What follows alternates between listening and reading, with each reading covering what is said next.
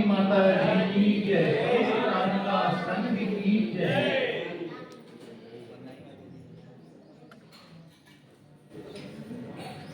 भरत क्षेत्र के आर्यखंड की वैशाली में त्रैलोकेश्वर तीर्थंकर का जन्म हुआ। सर्व चराचरों की ज्ञाता परित्राता प्रीतम ने इस पृथ्वी पर अवतार लिया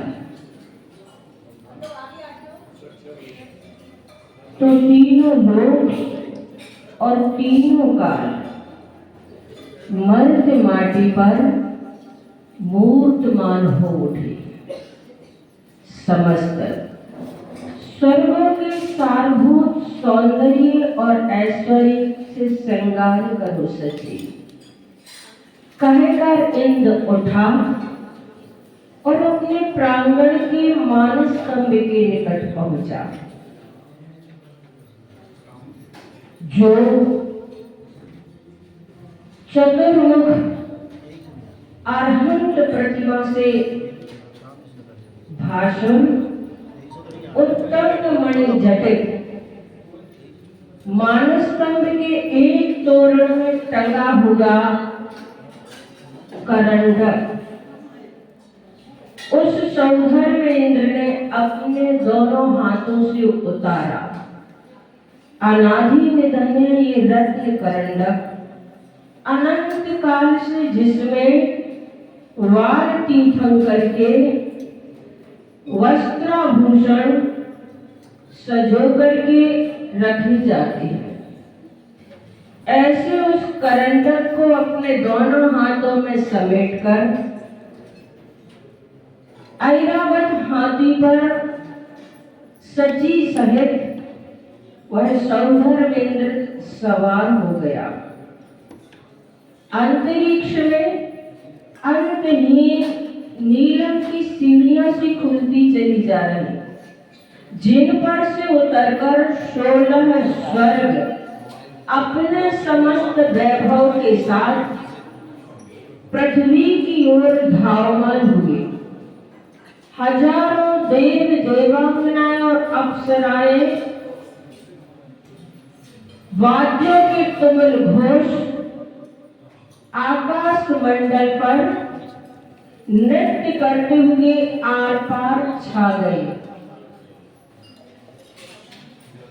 जैसे किसी नीलिमा पट पर कोई अनंत रंगी किसी तूलिका से कोई चित्र उभरता हुआ चला आ रहा हो। सौंदर्येंद्र सजी सहित इस मध्यलोक में आई। हजारों देव देवांगनाएं इस धरती पर प्रभु का जन्म कल्याणक मनाने के लिए आई। नंद्याव्रत राजप्रसाद की छतें कल्प वृक्षों के बरसते फूलों से छा गई थी। उसके कंगूरे वातायनों और रेंगनों पर अप्सराओं की पंक्तियां नृत्य कर रही थी। राजप्रासाद के प्रांगण में हजारों देव देवांगनाएं केसरिया ध्वज फहराते हुए अभिराम जय जयकार कर रहे थे। ऐरावत हाथी ने महादेवी त्रिशला के वातायन तले सूंड उठाकर किलकार करते हुए प्रणाम किया।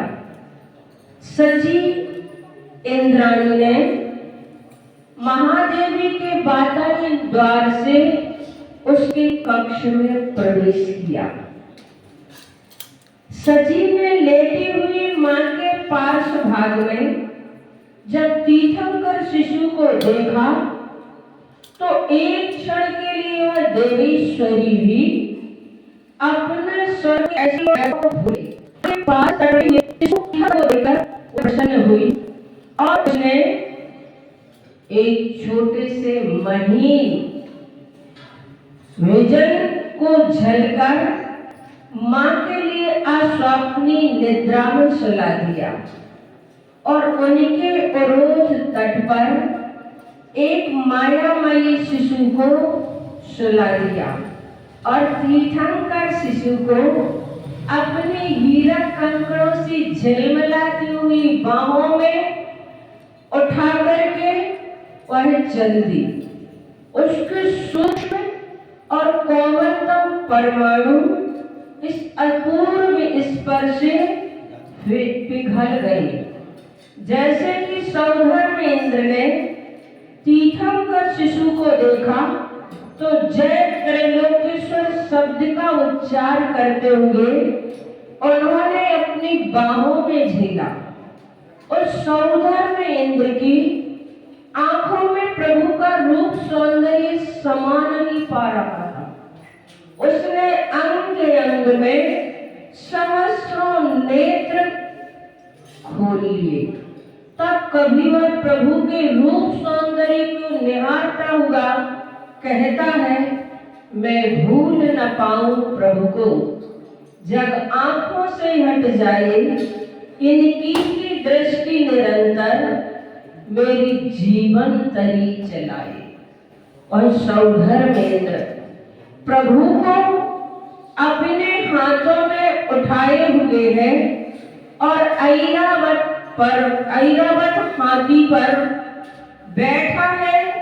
केयूर दीप्त बाहों में प्रभु को लिए हुए वह चला जा रहा था। ईशान इंद्र ने श्वेत छत्र उनके सिर पर लगा लिया था। सानत कुमार और माहेंद्र इंद्र समुद्र की लहरों की तरह उन पर चमन ढूंढ रहे थे और सुमेरु पर्वत की ओर चले जा रहे थे उनका अभिषेक करने के लिए।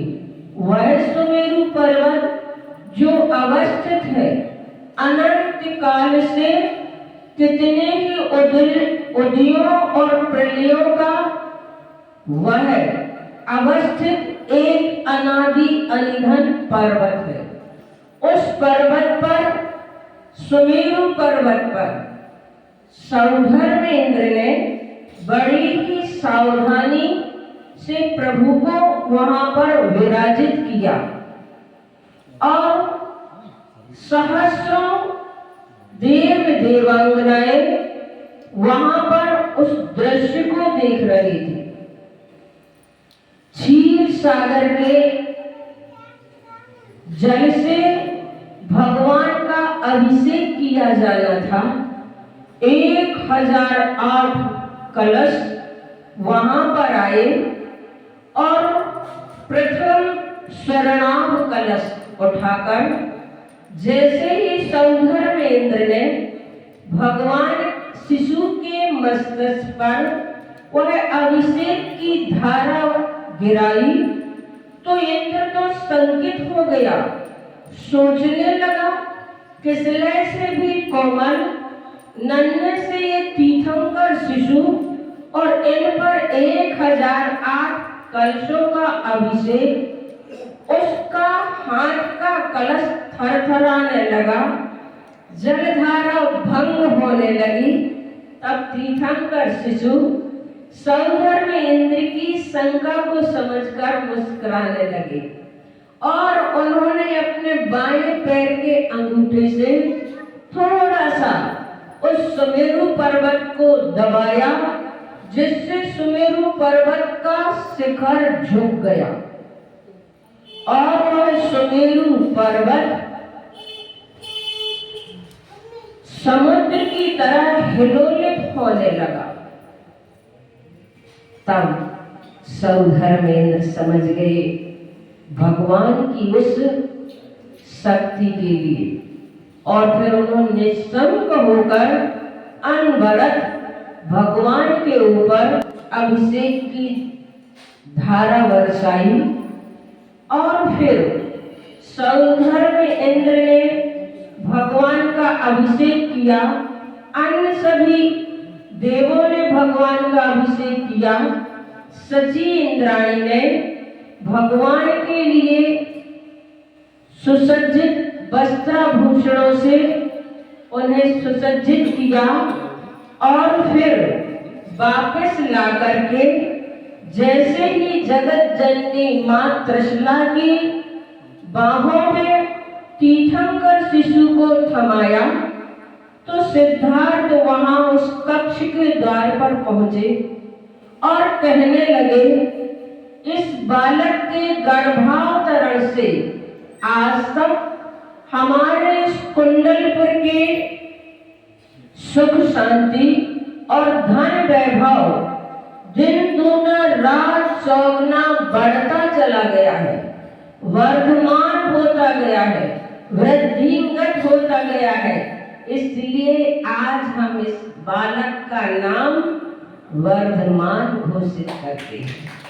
तो जब सिद्धार्थ और उनकी मां त्रिशला ने उस बालक का नाम वर्धमान रखा और संकित इंद्र ने जब भगवान की उस शक्ति को जान लिया था कि भगवान इतने अतुल शक्ति के धारक हैं, सुमेरु पर्वत हिलोलित होने लगा था।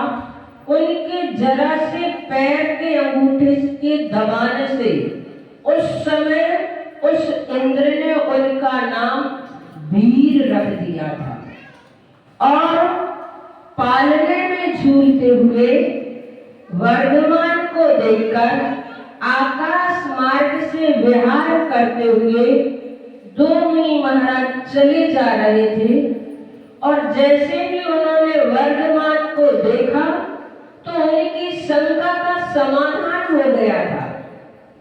तो उन दो मुनि महाराजों ने उनका नाम सनवती वीर रख दिया था और जब 4-5 वर्ष की उम्र के वर्धमान थे, अपने मित्रों के साथ खेल रहे थे, तब संगम देव उनकी परीक्षा लेने के लिए आया था। संगम देव का मान मर्दन वर्धमान ने जब किया तो उस देव ने उनका नाम अति वीर रख दिया था। और जब नगर में हाथी पागल होकर के उपद्रव कर रहा था, सारे नगर में तहस नहस कर दिया था उसने, सारी जनता हाहाकार करने लगी थी, तब वर्धमान ने उस हाथी को एक ललकार में बस में कर लिया था। तब कुंडलपुर वासियों ने महावीर का जय घोष किया था। इस प्रकार से हमारे शासन नायक भगवान महावीर, उनका परिचय आप सभी को है। आप सभी भगवान महावीर को मानते हैं, जानते भी हैं। जानना तो बहुत सरल है, पर उनकी मानना बहुत कठिन हो जाता है। जानना तो जैसे कि भगवान महावीर 24वें नंबर के तीर्थंकर थे। उनकी मां का नाम त्रिशला था, पिता का नाम सिद्धार्थ था। वे क्षत्रिय थे, राजकुमार थे, पावापुर से मोक्ष गए। ये सिर्फ भगवान महावीर के बारे में जानना भर है, लेकिन भगवान महावीर की मानना यानी कि उनको मानने वाला कोई विशेष ही व्यक्तित्व होगा, क्योंकि भगवान महावीर इस दुनिया में जब आए तो उन्होंने जियो और जीने दो का संदेश हम सभी के लिए सुनाया। वो चिंतन के चांद थे, आचरण के आचार्य थे, साधना के सूत्र थे। भगवान महावीर को पाकर मानवता गौरवान्वित हो उठी और भारत को गर्व है अपने पर कि भारत ने दुनिया को ऐसे महापुरुष को प्रदान किया। भगवान महावीर का जब जन्म हुआ तो उनके पिता ने उनके लिए एक आचार्य को नियुक्त किया था विद्या अध्ययन करने के लिए, और उन्होंने पहले दिन ही उन्हें निरंतर कर दिया। हुआ यूं कि जैसे ही आचार्य वर्धमान को पढ़ाने के लिए आए और बोले, वर्धमान बोलो एक। वर्धमान ने कहा एक। आचार्य ने कहा एक यानी कि आत्मा। और बोले वर्धमान दो। वर्धमान बोलने की जरूरत नहीं है। आचार्य ने पूछा क्यों? तो वर्धमान ने कहा जैसे एक अपनी आत्मा को लिया, उसने सब कर लिया, अब उसे और जाने की जरूरत। आचार्य ने सुना तो निरंतर हो गए और सिद्धार्थ के पास पहुंचे। कहने लगे, महाराज मैं क्या इस बालक को पढ़ाऊंगा? ये स्वयं सबके लिए पढ़ाने के लिए अवतरित हुए हैं।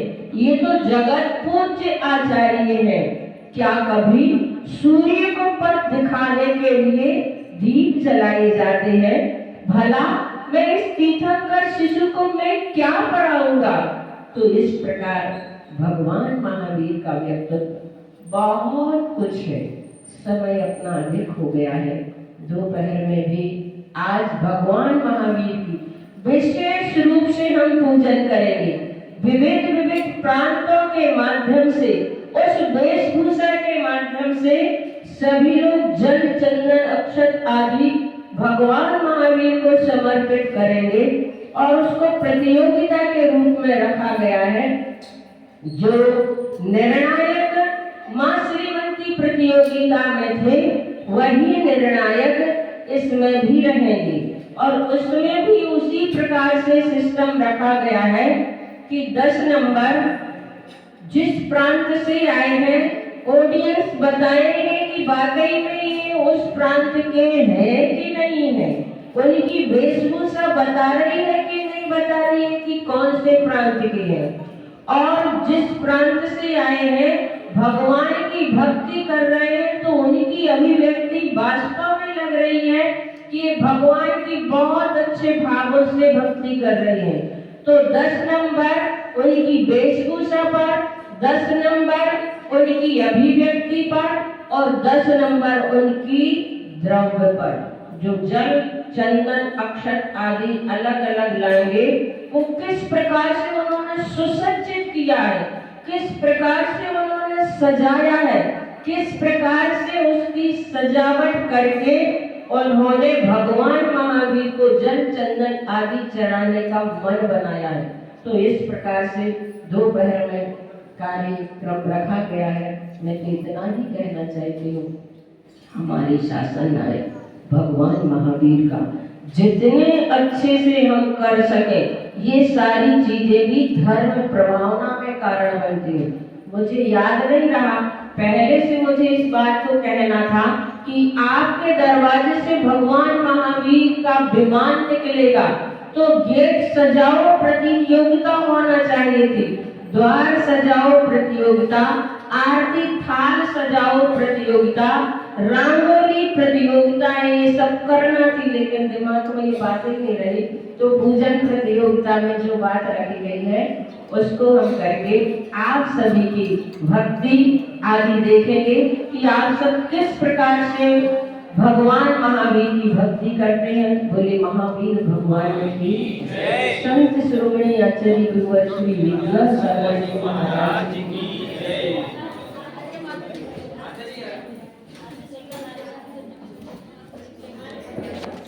शुभ